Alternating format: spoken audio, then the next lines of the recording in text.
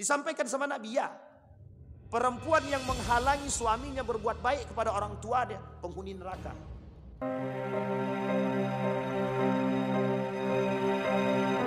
Bersalawat kepada Nabi dengan mengucapkan Allahumma salli ala Muhammad wa ala ali Muhammad fil alamin innaka Hamidum Majid. Bapak Ibu sekalian yang berbahagia, mudah-mudahan Allah berkahi, Allah sehatkan, Allah kuatkan, insyaallah kita semua husnul khatimah. Amin ya rabbal alamin. Untuk orang tua kita yang telah mendahului, Allah tempatkan di tempat terbaik di sisinya, Allah terima amal ibadahnya, Allah kumpulkan bersama orang yang saleh, dan insyaallah untuk orang tua kita yang masih hidup husnul khatimah. Amin ya rabbal alamin. Baik, pada malam hari ini kita coba mengkaji dari kitab Fiqhus Salaf fil Fitan dalam bab fi fitnatin nisa'i wa tahdziri minha wa annaha a'zamul fitani wa adarruha 'ala rijal. Kata pengarang kitab ini, bab yang mau kita bahas malam hari ini adalah fitnah perempuan, wa tahdzir minha, bagaimana cara menjauh dari dirinya, wa annaha a'zamul fitan, fitnah-fitnah terbesar itu sesungguhnya adalah fitnah perempuan, wa adarruha 'ala rijal, dan paling berbahaya atas laki-laki. Ibu-ibu jangan tersinggung, ibu-ibu ya. Ini tak ada untuk menyinggung nih, karena memang ini bukunya begitu bahasanya. Wa adarruha 'alal rijal, kalimat yang perlu digarisbawahi, dan dia sangat berbahaya bagi kaum laki-laki. Tak berlaku bagi kami yang kakek-kakek, Ustaz. Kita tengok nanti berlaku apa tidaknya, kita tinjau dulu.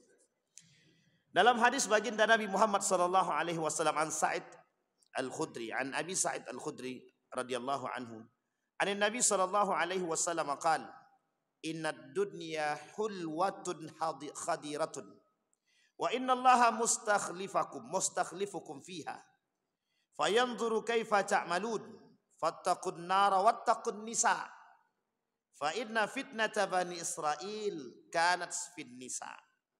Baik, kata Nabi, dunia ini manis, katanya. Sangat manis sekali. Bahkan bisa membuat manusia tertipu dengan tipu daya dunia. Fayanzur kaifa ta'malun, tergantung apa yang Anda perbuat di dunia ini. Kalau mau selamat, ya dengan iman, dengan ilmu. Kalau tak selamat, kalau tak mau selamat, ya dengan hawa nafsu. Kemudian Nabi kata fattaqun nar, maka takutlah kalian dengan api neraka. Ini kalimatnya fattaqun nar. Fattaqun di sini bukan bertakwalah, tapi takutlah daripada api neraka. Kalimat selanjutnya wattaqun nisa, maka takutlah terhadap wanita.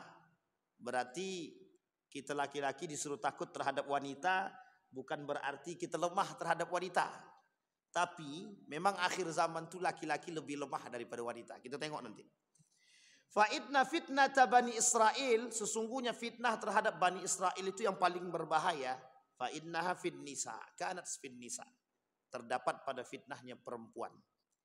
Kita rujuk kepada sejarah Bani Israel. Ini kita lihat sejarah, Bapak Ibu. Yang membuat Bani Israel itu kacau dan rusak bukan hanya disebabkan karena pembangkangan dan akidah yang dia miliki. Ketika dia keluar dari kejaran Fir'aun, dia bilang sama Musa, kami lapar, doa, datang manna wa salwa. Kemudian dia bilang lagi sama Musa, kami haus, famfajarat min husnata asyrata aina. Datang semua. Apa yang dibutuhkan Nabi Musa tinggal doa, semua dapat untuk Bani Israel. Jadi Bani Israel ini Bani manja. Sangat manja sekali karena memang minta terus. Tapi satu ketika dalam perjalanan kata Bani Israel kepada Musa, Musa, kami capek loh, tidak ada Tuhan yang disembah. Karena Allah tak nampak. Sehingga ketika melihat satu kaum yang menyembah, apa kata Bani Israel? Kami pengen menyembah itu. Kami pengen punya Tuhan. Apa kata Musa? Kalian itu sudah kelompok yang terbaik di antara mereka. Kalian lebih baik di antara orang-orang yang menyembah tadi. Singkat cerita, ketika Nabi Musa naik ke atas mengambil kitab, mengambil mushaf itu atau aturan ajaran tauhid itu, Harun tinggal sendirian. Kata Harun sudah peringatkan, jangan kalian mendekati, jangan kalian membuat Tuhan. Karena Tuhan sesungguhnya itu yang maha besar adalah Allah. Tapi yang dilakukan oleh kelompok Bani Israel ketika itu dia buat patung dari binatang, itu yang kemudian dia sembah. Bayangkan tak sampai di situ. Ketika penyembahan patung itu dihiasi dengan zinahan, perzinahan. Nah, perzinahan yang mereka buat adalah ketika itu antara Bani Israel tersebut, antara laki-laki dengan perempuan. Jadi perzinahan itu penyembahan patung, penyembahan binatang yang mereka buat sendiri, itu dihiasi dengan perzinahan. Bahkan ada kata salah seorang daripada Bani Israel itu, aku tak tahan melihatnya. Aku tak kuat melihatnya sehingga terjadi fitnah gitu. Sebenarnya bukan fitnah. Kalau bahasa lainnya suka sama suka gitu. Dia sekarang ini ada Bani Israel baru. Apa kata dia? Kalau berhubungan badan laki-laki perempuan suka sama suka itu tak zina gitu. Yang kata zina itu kalau pemerkosaan. Ini kalau sempat kemarin terjadi, ini kacau negara kita dibuat. Tapi alhamdulillah tak jadi gitu. Jadi tidak jadi. Tapi tak jadi aja kacau, bagaimana kalau jadi gitu. Makin kacau kita dibuat. Jadi perzinahan itu terjadi. Sehingga kata salah seorang di antara Bani Israel itu, perempuan itu betul-betul menjadi fitnah bagi kami. Betul-betul menjadi benalu bagi kami. Karena memang fitnah yang terkandung dalam perempuan itu dua. Syahwat. Fitnah syahwat dan fitnah syubhat juga. Tapi yang paling besar nampak di antara perempuan itu adalah fitnah syahwat. Dan bukan yang lain. Yang lain itu sebenarnya tidak terlalu mendukung. Tapi fitnah syahwat itu yang paling besar. Nah, di antara fitnah yang lain, ada fitnah-fitnah yang berkembang di antara perempuan itu yang kelak menjadi satu hadis daripada baginda Nabi Muhammad SAW. Apa kata Nabi? La taqumus sa'ah hatta tatasafadu fil tariq wa tanafut al-hamir la haya'a wa la hasya wa la hasma. Qala Ibnu Amru inna dzalika likainin. Qala na'am la yakunanna. Kata Nabi, tidak akan terjadi hari kiamat sehingga kamu perempuan akan melakukan hubungan persetubuhan seperti persetubuhan keledai tanpa rasa malu, tanpa ada rasa segan silu. Maka Ibnu Amr berkata, apakah perkara itu benar-benar akan terjadi? Kemudian Rasulullah mengatakan, ya pasti akan berlaku dan pasti akan terjadi. Sampai di sini paham ya Bapak Ibu ya? Jadi sebenarnya sederhana kalau kita mau lihat itu. Kalau Bapak Ibu mau tengok perzinahan itu ada atau tidaknya itu, tengok pada event-event tahun baru, event-event besar. Coba tengok hotel-hotel tuh. Kira-kira hotel tuh yang diisi oleh laki-laki dan perempuan suami istri atau tidak? Kalau memang suami istri, suruh buktikan dengan surat nikah atau cincin. Kalau cincin sebenarnya bisa aja tipu daya kan. Tapi kalau surat nikah kan tak bisa. Tapi itu menjadi poin. Karena eventnya, momennya pas gitu. Sehingga ladang kemaksiatan itu di mana-mana ada. Tapi yang uniknya, fitnah dari perempuan ini sebenarnya banyak. Yang pertama begini. Kata Nabi dalam riwayat yang lain, fitnah perempuan itu, kelak perempuan itu yang mengantarkan suami dia untuk durhaka kepada orang tuanya. Kelak perempuan itu, kata Nabi dalam hadisnya, tidak akan terjadi hari kiamat sampai laki-laki itu durhaka kepada kedua orang tuanya karena perempuan deh. Karena wanitanya. Wanitanya di sini itu tidak diartikan anak. Kata para ulama hadis mengatakan itu diartikan istri mereka. Fitnah yang pertama ya. Fitnah perempuan itu mengantarkan suami dia durhaka kepada kedua orang tua dia. Ini contohnya sudah banyak kita temukan.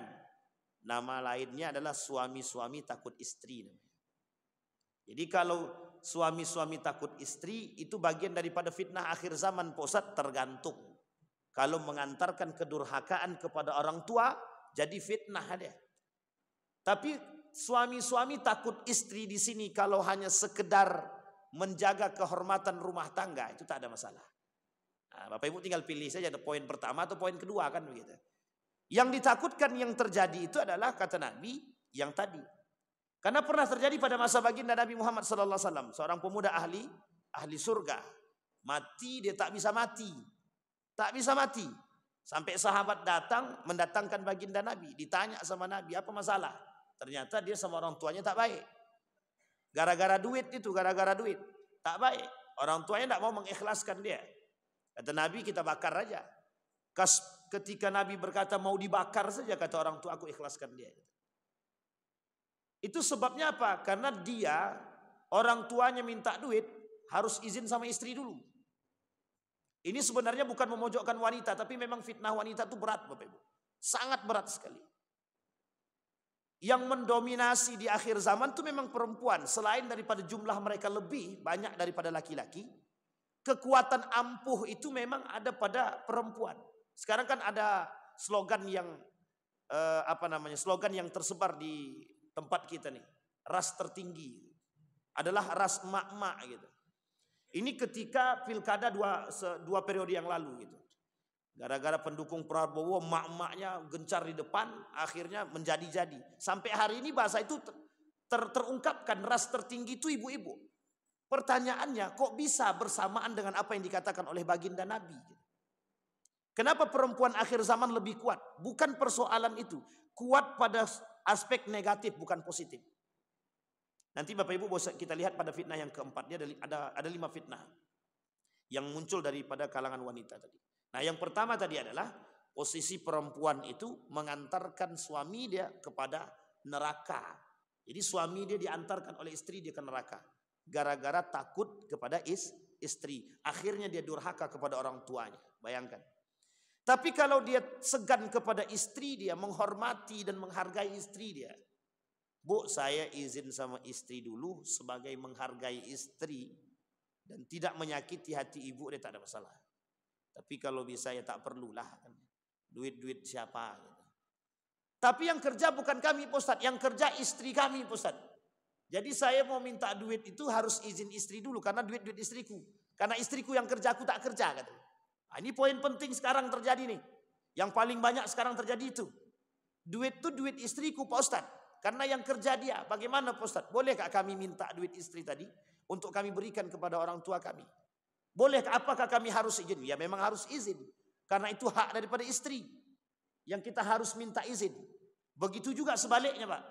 Istri, duit yang diberikan oleh suami dia, kalau dia katakan aku berikan duit ini untuk dirimu, tak perlu izin sebenarnya. Kenapa tak perlu izin? Suami dia dah hibahkan. Kalau dah hibah lepas. Tapi kalau duit suami dia wajib izin kepada suami dia untuk memberi orang tua dia bagi perempuan. Laki-laki sebaliknya berlaku.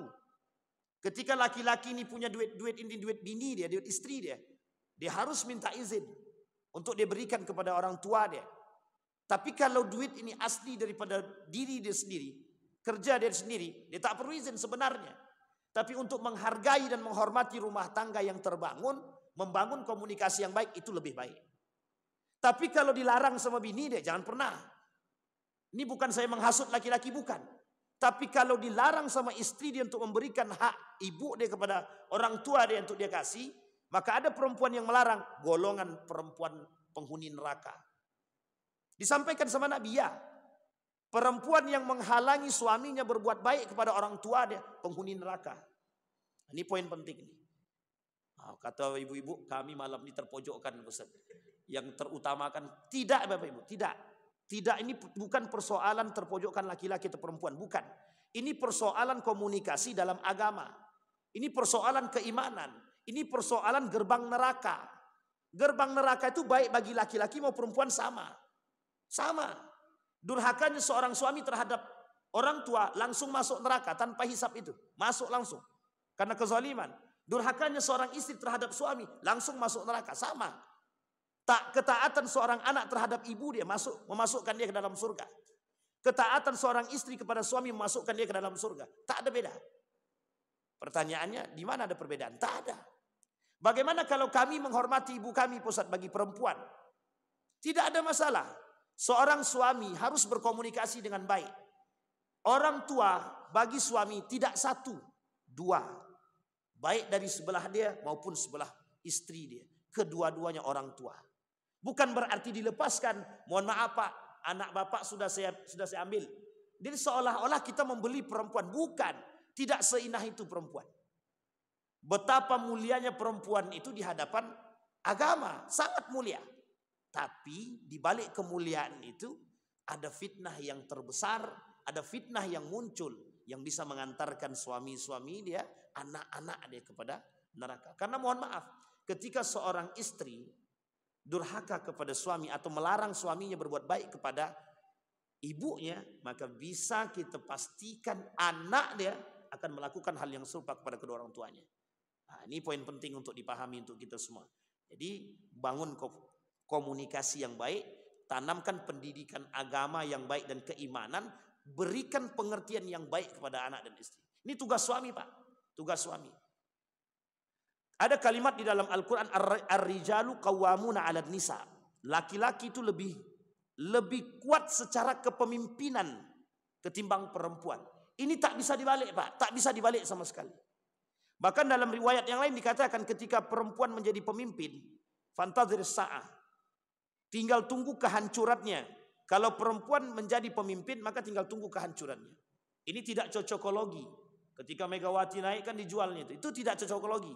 Tapi mungkin kebetulan. Hanya kebetulan. Karena perempuan yang naik itu bisa menjadi akibat. Ketika perempuan menjadi seorang pemimpin itu bisa berdampak negatif lebih besar daripada positifnya. Dan ini tidak bisa diputar balik, tak bisa. Ar-rijal an-nisa aqwama minar rijal, tak bisa, Pak. Perempuan lebih kuat daripada laki-laki, tak bisa dibalik. Karena pertanggungjawaban di hadapan Allah tidak akan pernah pertanggungjawaban itu diminta kepada perempuan. Hei perempuan, kalian sudah bertanggung jawab apa terhadap, sudah menafkahi apa terhadap suami dan anakmu? Tak bisa, Pak. Karena pertanyaan itu bukan untuk perempuan. Pertanyaan itu akan diberikan kepada laki-laki. Hei laki-laki, kalian sudah berikan apa? Nafkah apa kepada anak dan istri kalian? Halalkah? Haramkah? Itu hanya bisa pertanyaan itu diberikan kepada. Jadi kalau sekalipun perempuan ini, kami ini tulang punggung keluarga, Pak Ustaz. Sekalipun tulang punggung keluarga tidak bisa pertanyaan itu dan pernyataan itu merubah sikap perempuan akan lebih unggul daripada laki-laki kita. Sampai di sini bisa dipahami Bapak Ibu ya. Nah, ini poin penting untuk kita pahami. Nah, dalam itu yang fitnah yang pertama. Sekarang ada fitnah yang kedua bagi perempuan. Apa fitnah yang kedua bagi perempuan? Pakaian. Pakaian. Kata baginda Nabi Muhammad SAW. Kata Nabi, la taqumu sa'ah hatta zaharat al-qainat wal ma'azif.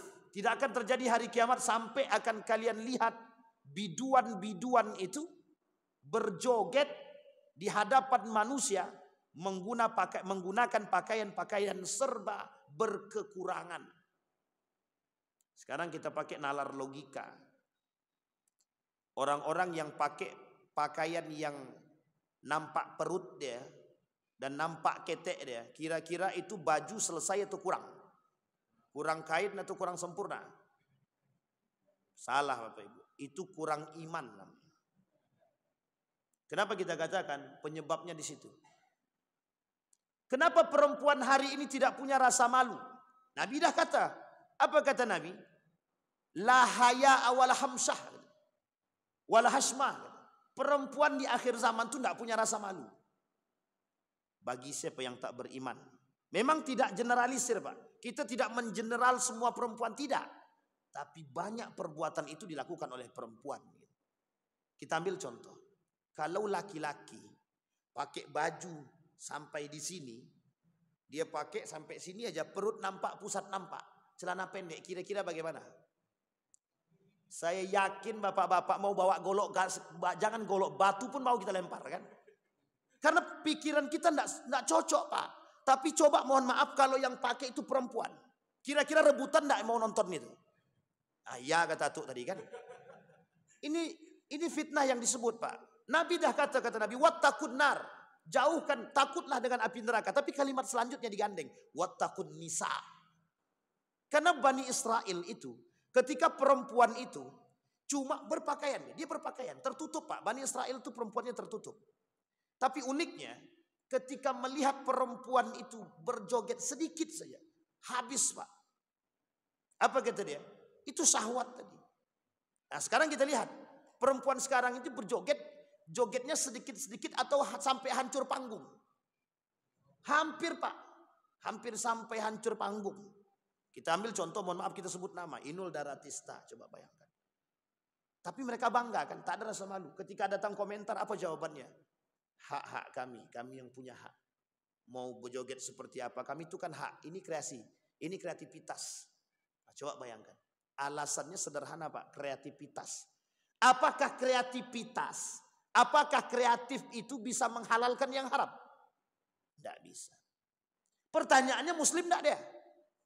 Tidak muslim sekalipun layak apa tidak? Perempuan pada tahun 1970-an. Kita ambil contoh, Inggris. 1970-an. Apa kata wanita-wanita Inggris itu? Ketika diwawancarai. Ditengokkan kepada mereka baju tank topan gitu.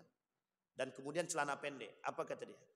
Perempuan yang mau berpakaian seperti ini, itu mesti perempuan tidak punya adab. Coba bayangkan kalimatnya. Karena waktu itu, perempuan berhijab cuma sampai setengah saja. Perempuan berhijab cuma sampai setengah. Itu bangsawan, manusia mulia. Sekarang, wanita-wanita berhijab sekarang, muslim semua. Itu mulia sangat Pak, sangat mulia. Pertanyaannya membuat diri mereka tidak mulia sekarang ini apa? Iman. Orang berjilbab, lisan dia mencaci dan memaki, itu urusan iman.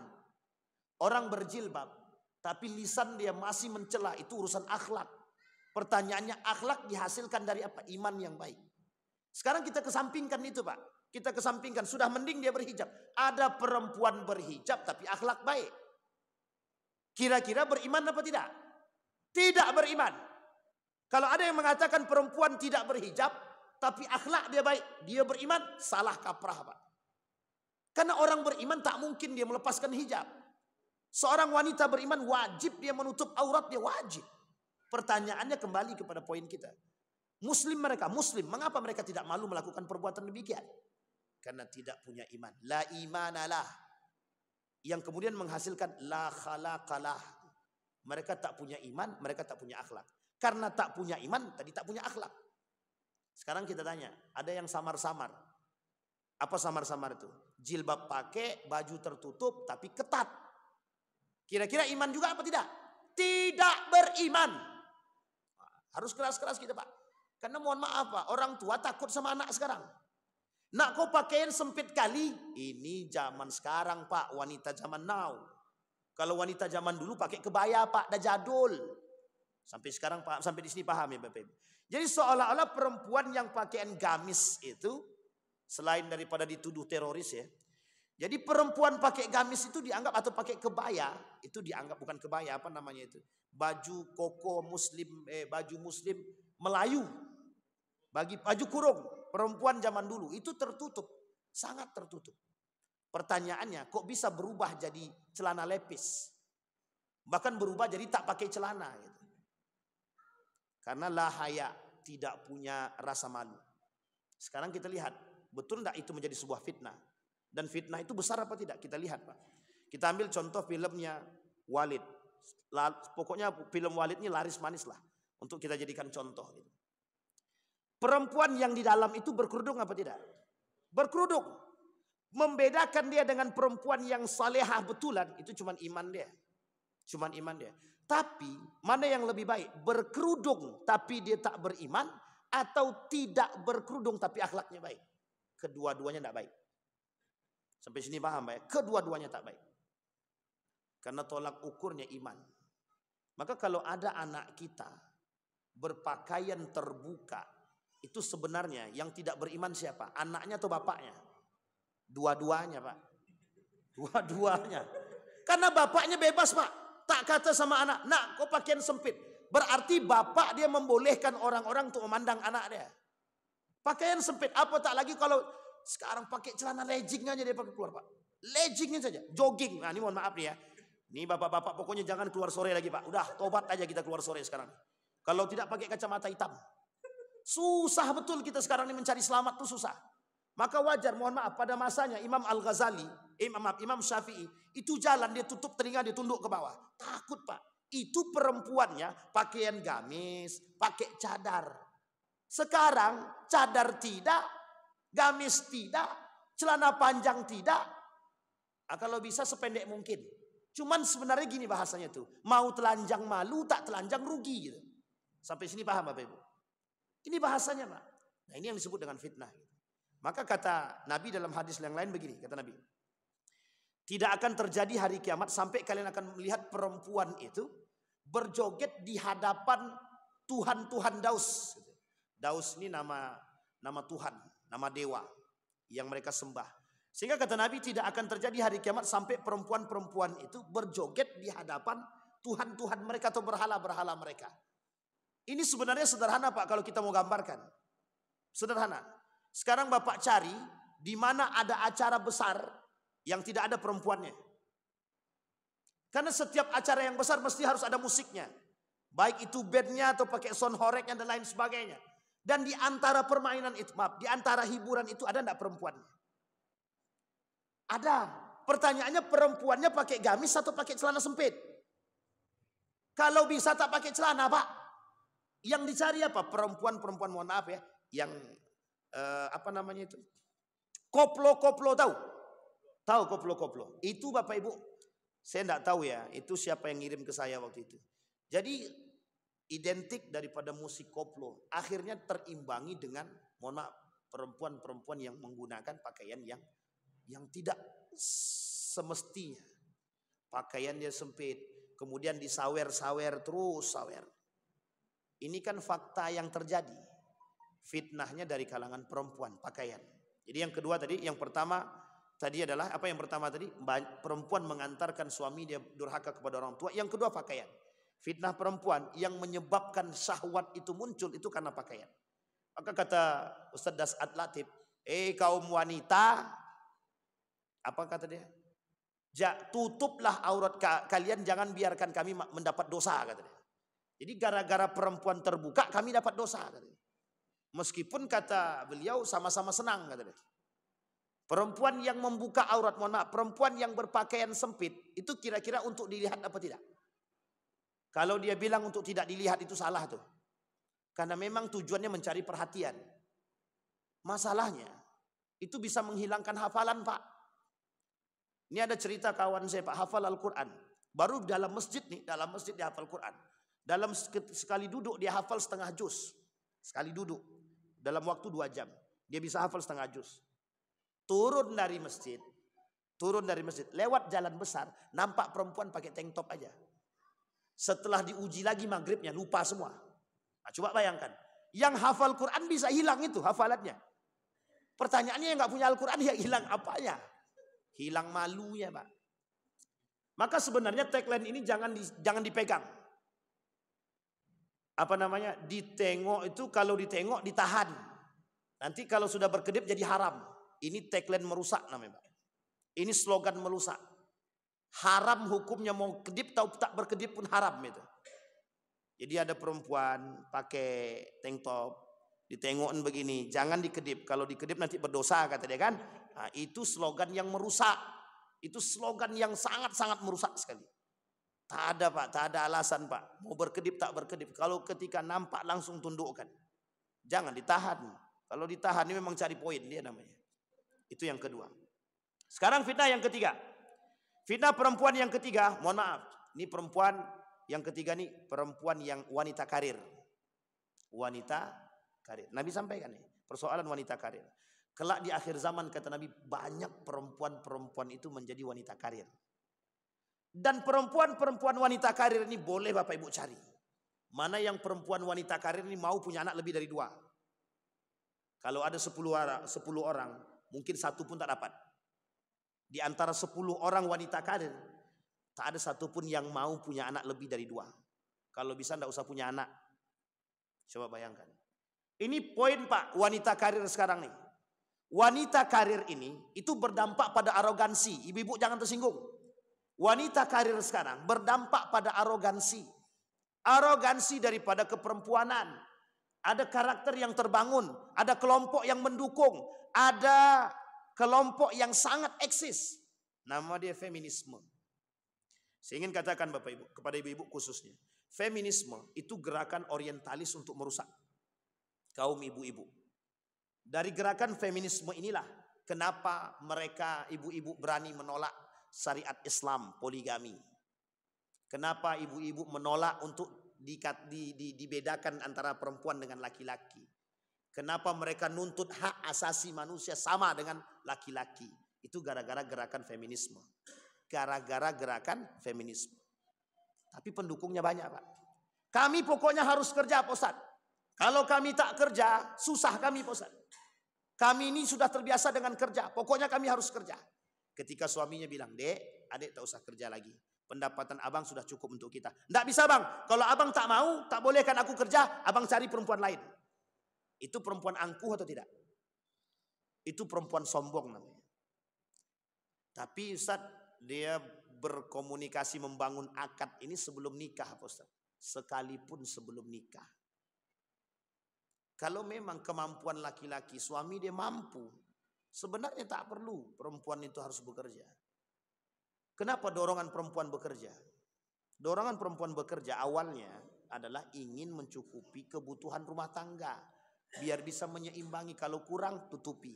Ingat ya bahasanya Bapak Ibu, kalau kurang tutupi, bukan lebih. Yang sekarang itu terjadi, perempuan kerja pengen lebih. Sekarang kita lihat Pak, muncul perbandingan. Di antara kaum ilmiah hari ini mencoba melakukan perbandingan.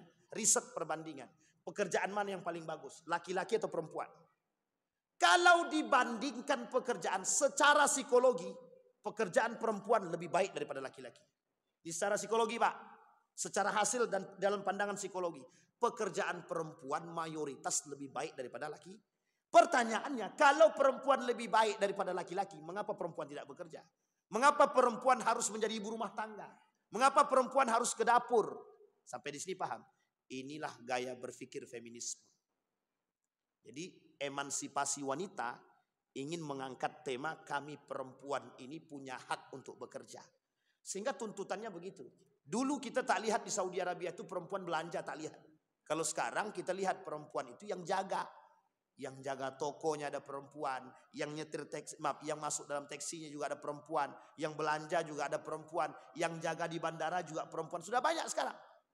Kalau dulu tidak Pak, tahun 2010 saya berangkat haji, itu mencari perempuan di pasar tidak ketemu Pak. Saya setiap pagi ke pasar Pak, dekat tempat kami itu pasar. Setiap pagi saya ke pasar untuk beli belanjaan untuk nenek saya. Itu tidak kita temukan perempuan, satu orang pun kecuali orang Indonesia ya. Itu tidak kita temukan. Tapi kemudian mengapa berubah? Ada tuntutan, ada hak asasi manusia. Untuk menyamaratakan antara laki-laki dengan perempuan. Gerakan ini terus mendorong. Sehingga apa dorongan mereka? Kami perempuan ini harus boleh nyetir. Harus boleh bawa mobil sendiri. Harus boleh kerja. Harus boleh ini. Harus boleh itu.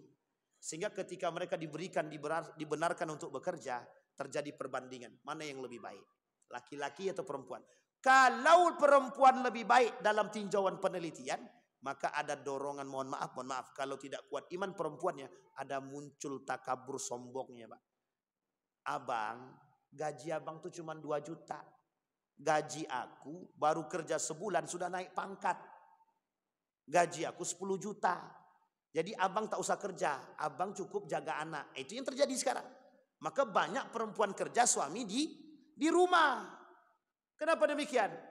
Karena itu tadi. Sekarang saya tanya Ibu, banyak sekretaris itu laki-laki itu perempuan? Nah, sekarang jangan suzon dulu kita. Kenapa perempuan? Sebenarnya standarnya sederhana kalau bahasa alasan mereka. Lebih rapi, lebih teliti. Sampai sini paham ya? Kalau bahasa negatifnya, lebih enak dipandang perempuan daripada laki-laki. Selesai. Fitnah atau tidak? Fitnah Pak. Mengapa laki-laki mencari sekretarisnya harus perempuan?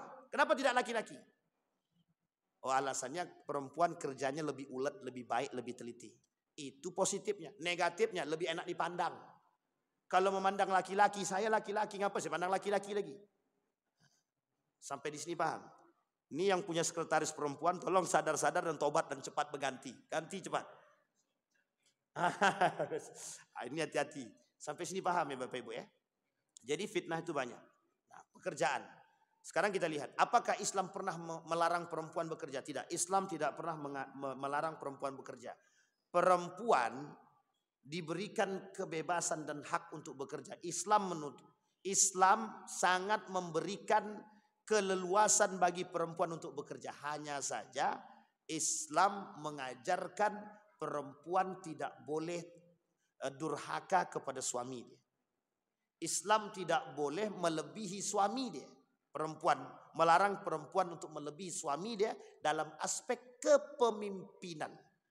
Sampai sini paham ya Pak? Sekarang yang terjadi di Jawa Barat itu, yang dunia terbalik, suami-suami takut istri itu berubah Pak ayatnya. Al-nisa'u aqwamah minar rijal.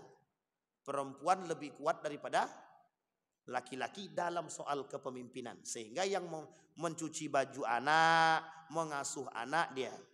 Ini kami temukan.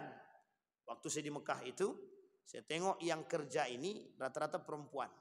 Yang kerja bersama beberapa travel itu perempuan. Saya tanya, di mana suamimu? Ngurus anak Ustadz di kampung. Ingat baik-baik Bapak Ibu.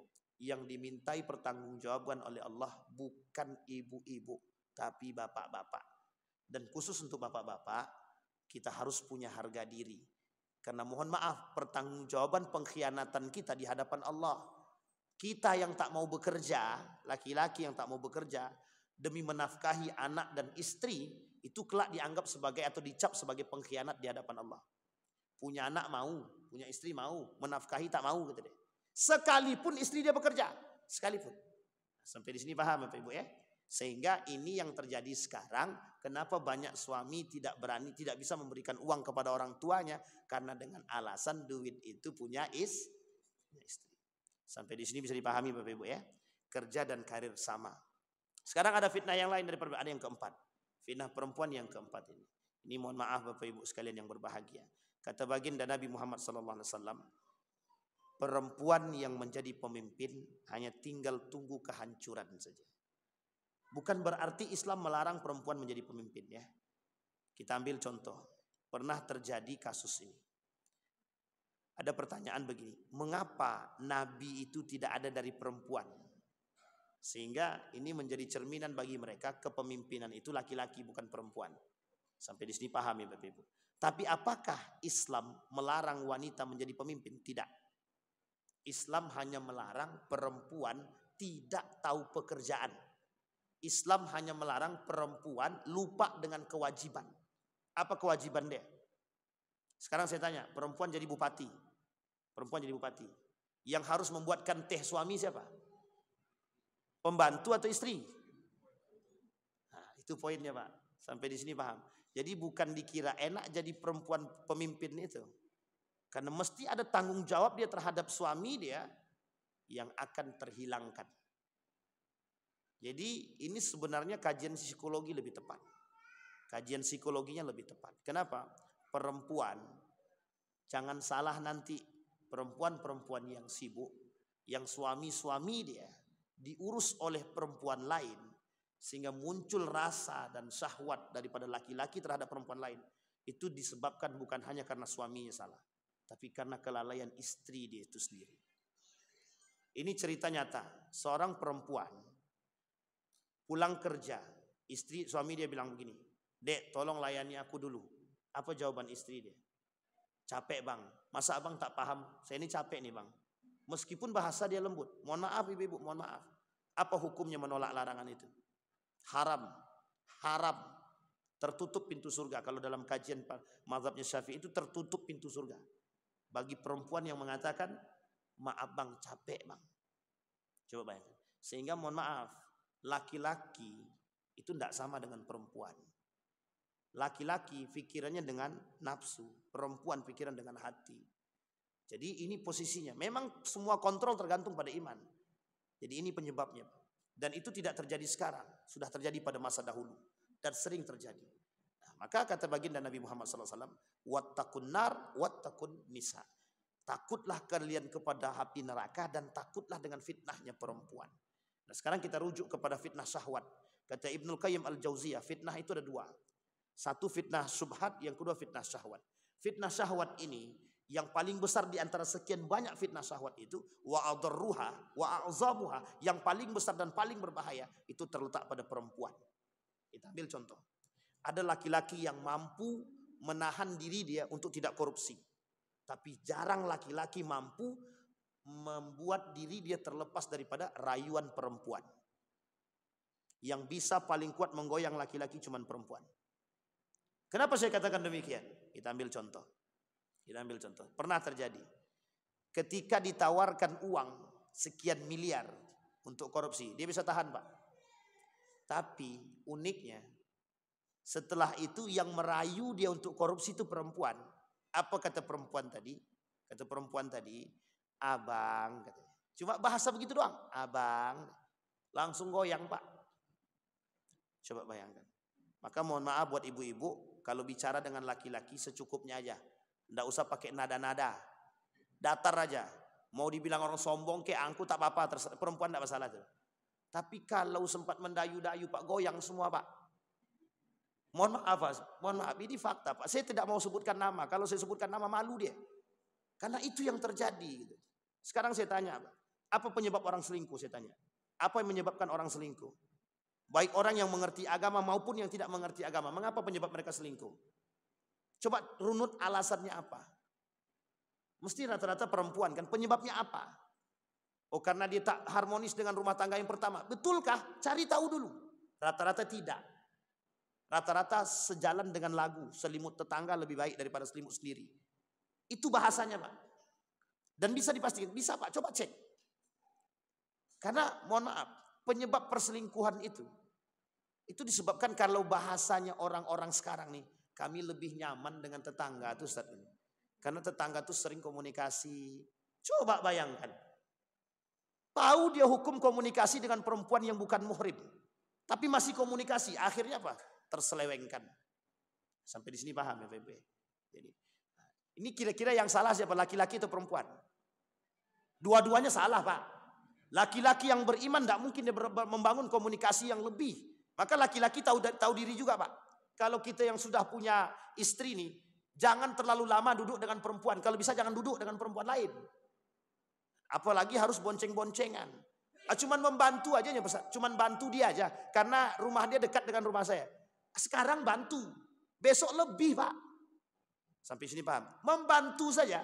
Laki-laki yang bukan muhrim membonceng perempuan yang bukan muhrim hukumnya haram. Haram. Tapi Ustadz yang kami bonceng itu Ustadz, itu sudah tua Ustadz. Sekarang kan banyak tren nikah tua. Apa juga mau alasan? Tak bisa cari alasan. Kalau haram-haram aja. Itu barusan menikah itu saya tengok. Kebetulan atu-atu itu. Dia WA saya, Ustadz jangan lupa datang nikah saya Ustadz. Saya bilang ini atu-atu. Sudah atu-atu punya cucu. Jawabannya sederhana. Karena biar ada yang ngurus Ustadz. Rupanya atu-atu nikah lagi dia. Pertanyaannya yang atu cari ini apa tuh? Saya bilang, cuman cari kawan aja Ustadz. Jadi kalau ada alasannya kami yang tua-tua nih Ustaz, enggak ada alasan itu. Buktinya tua-tua nikah juga dia. Sampai sini paham ya, Bibi? Jadi tak ada alasan untuk membonceng siapapun. Laki-laki yang membonceng perempuan yang bukan muhrim dia haram. Saya sepakati itu Pak, haram. Apalagi yang lain Pak. Duduk lama-lama laki-laki dan perempuan. Sekarang kita lihat memang itu sekarang menjadi fitnah Pak. Maka mohon maaf, ini saya sampaikan sama Bapak Ibu. Dan khusus untuk ibu-ibu, tolong dijaga betul anak perempuan. Hari ini itu memang fitnah perempuan itu paling besar. Karena memang penjualan organ perempuan, penjualan tubuh perempuan itu sangat-sangat laris. Bapak Ibu mau coba cari tempat makan yang tidak terlalu enak. Tapi coba cari tempat makan itu yang tidak enak tapi penjaganya perempuan dan berpakaian seksi. Kira-kira ramai apa tidak? Buktikan dulu sebelum Bapak Ibu mendapat jawaban, buktikan dulu. Kenapa saya katakan? Karena kami sudah membuktikan itu. Dari sekian tempat yang kami coba, yang dijual apa? Perempuannya, Pak. Yang dijual perempuannya. Pertanyaannya kok semudah itu, mohon maaf. SPG mobil, SPG motor. Kenapa kok enggak laki-laki? Kenapa harus perempuan? Daya tariknya di situ, Ustaz. Kalau laki-laki orang tak mau datang, tapi kalau perempuan datang orang. Pertanyaannya sekarang saya tanya lagi. Kira-kira perempuan itu pakainya sempit apa tidak? Itu aja. Ada SPG itu pakai gamis. Kalau ada SPG pakai gamis, saya tidak tahu tuh datang apa tidak orang itu. Nah, coba bayangkan. Dan ini terjadi Pak, terjadi. Makanya salah satu cara kaum Yahudi untuk menghancurkan kita nih dengan memperjualbelikan organ perempuan. Ada satu program yang mereka bangun, yang mereka jual, namanya Miss Universe. Nah, Miss Universe ini itu program penjualan tubuh perempuan namanya. Nah, jadi kalau kita mendukung, kita telah fatal Pak. Mendukung perbuatan yang tidak baik. Karena dalam Miss Universe itu sendiri, itu sudah sangat nampak sekali perempuan-perempuan di situ berpakaiannya seperti apa, kita sudah jelas. Dan standar untuk bisa ikut pun menggunakan hal-hal yang memang tidak senonoh dan tidak baik. Dan diskriminasinya nampak. Pertanyaannya, untuk apa? Penjualan perempuan. Kenapa kok begitu larisnya perempuan diperjualbelikan hari ini? Ibu-ibu jangan tersinggung, ini yang tidak beriman ya, yang tidak beriman. Kita berharapnya ibu-ibu kita beriman semua. Kenapa? Karena itu yang menjadi pusat perhatian sekarang. Setiap untuk mempersoalkan sesuatu dia perlu perempuan untuk dijadikan bahan. Maka fitnah inilah yang kemudian ditengok oleh mereka. Bukan Yahudi tidak mengerti, Pak. Yahudi sangat mengerti dengan persoalan ini. Itu yang kemudian menjadi persoalan kita semua. Maka Bapak Ibu sekalian yang berbahagia, tolong jaga anak-anak kita yang perempuan. Jangan sampai mereka pelaku fitnah itu sendiri. Dan kita semua. Na'udzubillah, thumma na'udzubillah. Pertanyaannya muncul. Apakah tidak ada fitnah bagi bapak-bapak, Pak Ustadz? Selain daripada yang saya sebutkan tadi itu semuanya untuk laki-laki semua. Jadi kira-kira lebih banyak mana? Laki-laki atau perempuan? Laki-laki. Sampai sini paham bapak-bapak semua ya? Nah, jadi fitnah laki-laki itu jauh lebih banyak daripada perempuan. Tapi perempuan jauh lebih nampak daripada laki-laki. Saya kira itu saja, mudah-mudahan ada manfaat bagi kita semua. Mudah-mudahan bisa menambah keilmanan kita, pengetahuan kita, menjadi manusia-manusia yang lebih baik insyaallah. Fa'tabiru ya ulil absar la'allakum tuflihun. Assalamualaikum warahmatullahi wabarakatuh.